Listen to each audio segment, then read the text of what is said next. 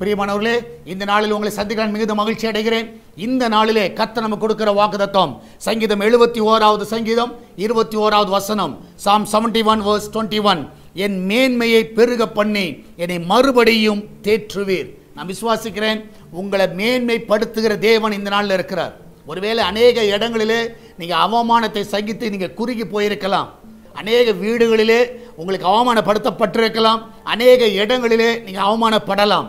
ஆனால் எனக்கு ஒன்று தெரியும், இந்த நாளில் உங்களை மேன்மைப்படுத்துகிறதே உங்களுக்கு கூட இருக்கிறார். ஒரு நாள் ஆஃபீஸில் உங்கள் மேன்மையெல்லாம் கம்மியாக இருக்கலாம், உங்களை இன்சல்ட் பண்ணியிருக்கலாம், உங்களோட பெயரை கெடுத்து இருக்கலாம், உங்களுக்கு அவமானத்தை கொடுத்திருக்கலாம். ஆனால் இந்த நாளிலே அவர் உங்களை மேன்மைப்படுத்துவார். உங்கள் தலைகளை கர்த்தர் உயர்த்துவார், உங்களை ஹானர் பண்ணுவார். ஆமென். அதை பார்த்து நீங்கள் தேற்றப்படுவீர்கள். நிச்சயமாகவே இதுவரைக்கும் இல்லாத உயர்வை, ஒரு மேன்மையை கர்த்தர் உங்களுக்கு தருவார். நம்ம எல்லாரும் ஜெபிக்கலாமா? நன்றி ஆண்டவரே, வேலை ஸ்தலத்தில், வீட்டில் ஆண்டவரே, வெளி இடங்களிலே உங்களுடைய பிள்ளைகள் அவமானப்படுத்தப்பட்டிருக்கலாம், அவருடைய மேன்மையெல்லாம் குறைந்து போயிருக்கலாம், அவளுக்கு மரியாதை இல்லாமல் போயிருக்கலாம். ஆனால் இந்த காலை வேளையிலே அவர்களை மேன்மைப்படுத்துகிற தேவன் நீர் இருக்கிறீர்.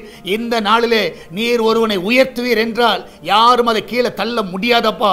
இந்த நாளிலே எந்த இடத்துல அவள் மேன்மையை இழந்து காணப்படுகிறார்களோ, அந்த ஹானரை இழந்து காணப்படுகிறார்களோ, அதே இடத்துல அவருடைய தலைகளை உயர்த்தவனுமா ஜெபிக்கிறேன். ஊழியத்தில் உயர்த்துங்க, சபையில் உயர்த்துங்க, குடும்பங்களில் உயர்த்துங்க, பிள்ளைகள் மத்தியில் உயர்த்துங்க.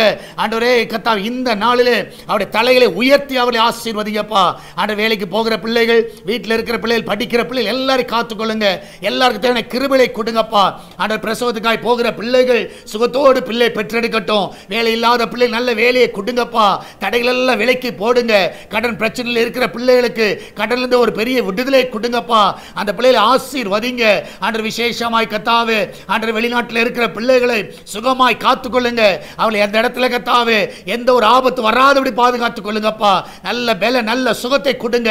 அந்த இடத்துல படிக்கிற பிள்ளைகள், வேலை செய்கிற பிள்ளைகள், குடும்பத்தோடு இருக்கிற பிள்ளைகள், தனியா இருக்கிற பிள்ளைகள் எல்லாரையும் பாதுகாத்துக் கொள்ளுங்கப்பா. உங்களுடைய கரம் அற்புதமாய் தாங்கி வழி நடத்தட்டும். ஆண்டவர், சால்வேஷன் டிவிக்காக ஜெபிக்கிறோம். அவருடைய தேவைகள் எல்லாம் சந்திங்கப்பா. ஒரு குறைவில்லாம நடத்துங்க. ஆண்டவரே கர்த்தாவே, இந்த நாளிலே இந்த சுவிசேஷ பணிக்கு ஒரு தடை வரக்கூடாது. சால்வேஷன் டிவி தடைகளை நீக்கி போடுங்க. சேட்டலைட் தடைகளை நீக்கி போடுங்க. லைசன்ஸ் தடைகளை நீக்கி போடுங்க. என் தேவன் தாமே இந்த நாளில் வழிகளை திறக்க வேணுமா ஜெபிக்கிறேன்.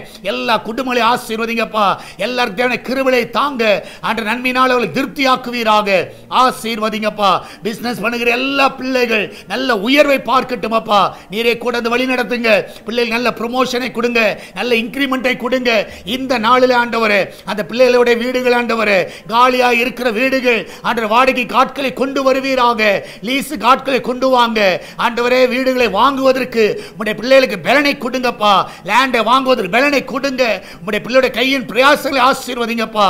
இந்த நாளிலே கர்த்தாவே, உம்முடைய கரம் ஒவ்வொரு தாங்கட்டு வழி நடத்தட்டும். மகிமையான காரியங்களை செய்யுங்க. இயேசுவின் நாமத்தில் ஜெபிக்கிறோம் எங்கள் அன்பின் பரலோக பிதாவே. ஆமென், ஆமென். பிரியமானவர்களே, கர்த்தர் உங்க கூட இருக்கிற தைரியமா இருங்க. எதை குறித்து கலங்காதீங்க. கர்த்தர் பெரிய காரியங்களை செய்வார். God bless you.